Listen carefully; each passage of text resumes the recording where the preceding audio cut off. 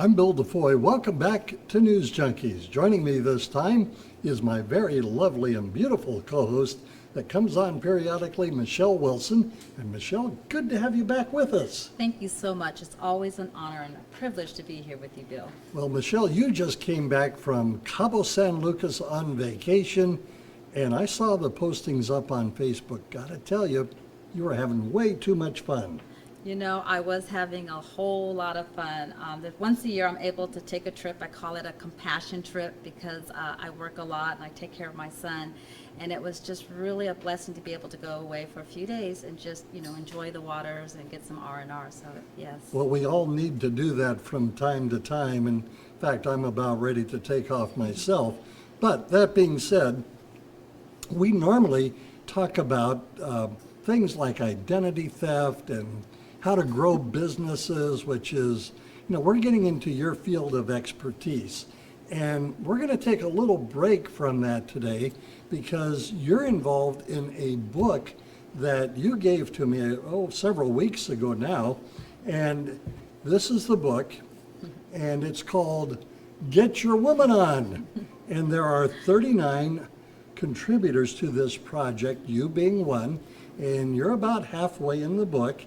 And you tell a story about you and your son and some of the things that you have been through. And I gotta tell you, girlfriend, you have been through some amazing things and you've had an interesting journey in life. Yes, I have. And really, by the grace of God, I can actually say that I'm here to tell the story because he's definitely kept me strong with my journey. You have a son. First of all, we need to establish the fact that you're a single mom. Yes. And you have a beautiful daughter by the name of Giselle that we had a chance to meet recently. And you've got a son, and he's turning, 12 years old, did you say? Yeah, in September. I actually have two sons. So my youngest is going to be 12 in September, and then I have an older son. His name is Chris, and he's 33. All right, well, we're going to talk about Jovan, who's the 12-year-old, Yes. and you chronicle his life in this book, and things have not always been rosy. He had a medical condition. It's really ongoing, and tell us about that condition and some of the things that he has endured during this process. Well, my son has a rare medical condition, and it's actually life-threatening, and it's called chronic pseudoobstruction, intestinal pseudoobstruction. And he got diagnosed at 6 years old. However, at 6 months, I knew something was wrong. So it took us 6 years to get it diagnosed because it was a really rare condition. And we saw a lot of specialists and doctors, and actually he was misdiagnosed for 6 years until his situation became chronic. And really what chronic pseudoobstruction is it's just his intestines. Everything looked normal, but it wasn't. It just shut down, and he wasn't able to, food wasn't going through his intestinal. And when it became chronic, he was just really ill. And, by the time he got to emergency, he was vomiting and extreme pain. And it just took him a long time to really figure out what was going on with him. Now, this year, you were telling me as you reflect back, this has been a year that has been hospital free? Yes, pretty much. We did have one stay. We were actually out of town, and which was really kind of scary, but God was good. He had an incident when we were visiting in Chicago, but like last year, he was hospitalized 7 times. So, I'm just really thankful that he's been pretty healthy and thriving this year. Well, I've met your son, a beautiful young man, and if to look at him, you wouldn't think that he was going through these different things. And by golly, big toe and holy socks, he's been going through this. Yes, I raised him with a really positive attitude, and I believe, he wakes up in the morning smiling no matter what is going on. And I look at him as my hero. He keeps me strong because everything that he has to go through. He's actually on a feeding tube, 11 hours a day. He has hydration another hour and a half. And then in between that, some days could be in a lot of pain, and then other days, like I said, he's always happy. When he has just that little bit of hope, he's always laughing. And even if I say anything negative, he's like, "Oh, Mom, don't go there, don't say that." And so I believe it's his positive attitude and just belief in God, because there was a time where the doctors didn't really know what was going on, and all we had, prayer was really our answer. And even this last time when he was hospitalized, he told me he thought he was going to pass away, and I asked him, well, what did you do? And he said he prayed, and really within 24 hours we were back on a plane going home, and he was just hospitalized and he had to have minor surgery and so forth. So he bounces back pretty quickly, even though there's times he's going through this. Well, how many surgeries has he undergone to help him through this ordeal? I was counting up, and I think he's had 9 surgeries since he was 6. So the past 6 years, he's had about 9 surgeries, yes. He must love the smell of anesthesia in the morning. There was one point in time we were in the hospital. The first time we were in the hospital for about 5 months. We lived in the hospital. And, we go to UCLA, and they're really great there. And there was a time when he thought he was at a hotel. I mean, that's how long we were at in the hospital. Just because, they have a children, they're really good, good with children, and he would get toys and things, even in between, all his, how could I say, tests and, all the shots and IVs and everything like that. There were times where, he was happy, and so it was really, I think that really helped him heal a lot quicker, even though, like I said, the first year it was about 5 months when we were in the hospital. He had some very difficult times, but he doesn't allow that to stop him now. It's like when it's over, it's over. He doesn't hold that. Uh-huh. Yeah. So what is his prognosis at this point? At this point, his prognosis, it's there's no cure, and actually there was no test, and that's why it took us so long while we were in the hospital. He had to undergo like 12 different tests to rule out that it was chronic pseudo obstruction. And really, we go to the doctors every about 4 to 6 weeks, and because he's on what we call TPN, which is also very hard on the liver. So he is watched by his doctors, and they're always drawing blood and so forth like that. So he's just being monitored, and I just pray that within time there will be some type of cure for him, or some type of surgery that could reverse this. Actually, the last time I spoke with the doctor, they said, even because they had to remove his colon, and they said even if he had a transplant, they don't really do colon transplants, but it would lessen his life expectancy. So, it's like, wow, even if there was something. So, he's just learned to really live with this diagnosis and really understand that, he's unique. And, we always, we don't really concentrate on his illness. It's just a part of life. And so, we just live life. Like I said, you didn't even know that he was ill, because I don't really focus on that, No, if you were to have met Jovan that day, that you brought him in here, and he was here to see, a segment that we had done and had videotaped, you would look at him and go, wow, nice kid, very well behaved and well mannered, and he was over there preoccupied with doing whatever he was doing, didn't cause any kind of a ruckus, and very supportive of you and what you were doing. And I was just impressed to the max about this young man. And then I read this story. Now, I'm a parent, you're a parent, we're a parent too. Anyway, as parents, when you have a child that's sick, I remember when my kids were sick as they were growing up, you go through the whole thing, you empathize, and you go, oh man, and it's hard on a parent. But beyond the emotional toll, this actually took a physical toll on you. Yes, there was a time when I became ill because I was spending, days in the hospital, and and then even when we were at home, his caregiving, like I said, he's on his feeding tube about 11 hours, and then just with all the other support, it's a good 12, 15-hour days just really taking care of him. I mean, he does go to school and he comes home, but I just didn't have time to take care of myself. And, back pains, and there's just some, like, I even needed to have minor surgery that I couldn't even take care of at that time, because being a single mom, I was his primary caregiver, so I was taking care of him.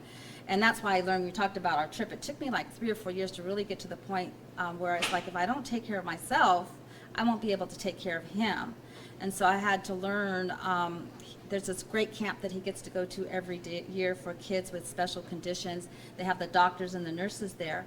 And the first couple of years he went, I would still work. And then I'm like, this is crazy. I need to take time off for myself while he's there, because I know that he's taken care of. And so last year was my first year. I said it was a compassion trip. But for caregivers, it's so important to take care of yourself. I recently lost my mother to heaven because she was a caregiver, and she got really sick taking care of my sister, and she wasn't able to recover from that. And so I really feel it's important for caregivers, especially in parents, that they really take care of themselves, find some time to take care of themselves. Well, it is important to take care of oneself, because if you don't, nobody else is going to do it. Exactly. You as a single mom, I mean, all of your attention going into your children, especially your 12-year-old, because the others are older and can, fend for themselves. But you're still responsible for this 12-year-old, and will be for several more years to come, but you need to take time for Michele. Exactly. And, I remember recently speaking with an attorney about that, because I needed to get my will done, and he really said, well, what happens to you? Who's going to take care of your son? And I said, oh, naturally, my daughter. And then he's like, well, what happens to your daughter if something happened to her? I was like, oh my gosh, what am I going to do? Because the care that I give my son is not only just the medical care, but the love and everything. I mean, I think just loving him and supporting him, and just really just being there for him. I think it helps in his recovery, or just thriving as a child. And I thought, wow, I never thought about other than my daughter who's going to take care of my son. I do have my dad, but he's up there in age and so forth like that. So, it really made me think, and I'm actually still thinking, like, who would that person be? Because it is a lot of responsibility. My son takes it, the care is so much, and I can't see him going into some type of home or anything like that. So I'm really thankful, and I just ask for the grace of God every day. So you really had to sit down and think about one event, if not that event, how it's going to be superseded if something else, and there's a lot of planning involved. Right. As when you have a sick child, you don't think about those things, because you're so much in the taking care of your child and making sure that he's okay, that we don't think about our future as much. And I think that's how we get sick too, because we don't think about, oh, I need to rest. Because there's times, well, really, majority of the time, I get about 3 to 4 hours of sleep, and I have to learn sometimes, look, it's okay to take a nap during the day, because I'll just go, and then I feel like I'm just so exhausted, and there's days where it takes me a few days to get back. And I remember actually one time I was actually sick, and because of being a single mom, and I remember I had to take my son to the hospital, and I think I had like the stomach flu, and I was like, it took everything, the strength of me, to be able to get him to the hospital. And I'm just like, wow, so I'm always, you have to take care of yourself, because if you don't take care of yourself, who's going to take care of your child? Exactly. So, yeah. Exactly. How did you get involved in the project of writing this chapter? Because 39 authors are contributing to this project of Get Your Woman On. How did you get invited to participate in writing the book? Wow, it was a pretty amazing journey how I became I was actually doing some work for the founder. Her name is Kimber, and I was on a call one day in the hospital while my son was being treated, and she was talking about her book that she was going to, this vision she had on this book, and she talked about her story, about her background coming from, her background, and I really related it to it. And so I just called her up, and at that point in time, I wasn't really working. I just started another business while I was in the hospital, and I didn't really have the money or the, to get started in the book, but I had a lot of skills. So I called her up, and she's like, it was just, I think, by God that I became part of it, because, just on my own being, I wouldn't have been able to. But I really loved the vision of Get Your Woman On. It was about women who had challenges and struggles, and how they overcame that and that just be an inspiration. So there's different stories of 39 women, and they were all over the world, and it was really interesting. We did everything through conference calls and teleseminars and so forth like that to be able to bring this book together. And we also have a media book where we had video and so forth. So it was just really, it was amazing to see one woman's dream, and she was able to bring all these women together. And I was actually able to help her. I was like kind of like an admin, a virtual admin to her, and I was working from my hospital room while I was working my other business. So that's how we got the book together. And this has been probably a catalyst for you to get into the business world, because you were thinking about, how am I going to support myself and yet be able to spend time with my son? Absolutely. I remember when he was first hospitalized, like I said, I was just launching another business at the time, and the doctors just didn't know. And, it was like 5 days, 15 days, all of a sudden turned to 30 days. And I had a friend, I mentioned to you about, I needed to get a will done, I think. Well, I needed to get a will done, and I knew there was a business opportunity attached to it, and I love working with small business owners. So I just asked her, what did I need to do? Because I needed to pay my rent, I needed to pay my insurance. And just through that willingness, that just, being able to be there with my son and to be able to work, from phone, basically from a phone, and just really helping other people. And so I just have the tools and the resources. I understand how businesses, what it needs to grow and what the resources they need. So, I just say I'm like a small business advisor, because I just really understood how, to put everything together. And so I think that's kind of my unique strength. Well, you've taken your skill sets and have taken those skill sets and have developed your business and your clientele and expanding, and you really have done a marvelous job in building out, and that takes drive and determination. But you were determined, that you've got to have income coming in to support not only your son, but just to put food on the table, a roof over the head, and other things that are required in life. And so you've been able to make a living, and here we are today. Yes, I mean, it was really, I wanted to be there for my son. Physically, there was I share in the book a story where I remember I heard a child. It was like 12 midnight, and he was screaming for his mom. He's like, "Mom, please don't go." And I spent so much time there, but I saw babies in the hospital without their parents, and it really broke my heart to see that people had to make a choice to making a living or being there with their child. So it was really important for me to be there for my child, physically supportive, be his advocate, but I still had to make a living. I still had to pay my bills. So I'm just thankful that I was able to, being a single mom, I've worked in every industry. I've worked 2 and 3 jobs at a time. So I think that helped me to be able to create something, from ground up. And so I'm just really thankful that, I'm here and my son is being blessed. Well, the book is called Get Your Woman On. And is this available on like Amazon and BarnesandNoble.com? It is available on Amazon, and also I have my website that you can just go to the website, click on, and order the book. Yes. Well, I would be remiss, Michele, if I didn't ask for you to give out your website so people can go to it and learn more about this wonderful book. Thank you. My website is MicheleWilsonInternational.com, and Michele is spelled with one L. It's MicheleWilson, and then international.com. Wonderful. Michele Wilson, we're going to have you back in a couple of weeks. The book is called Get Your Woman On, 39 Stories of Inspiration from 39 Women. It's well worth the read, believe you me. And I want to thank Michele. Thank you for joining us. We'll see you next time right here on News Junkies. I'm Bill DeFoy. This is a production of the Heritage Media Group.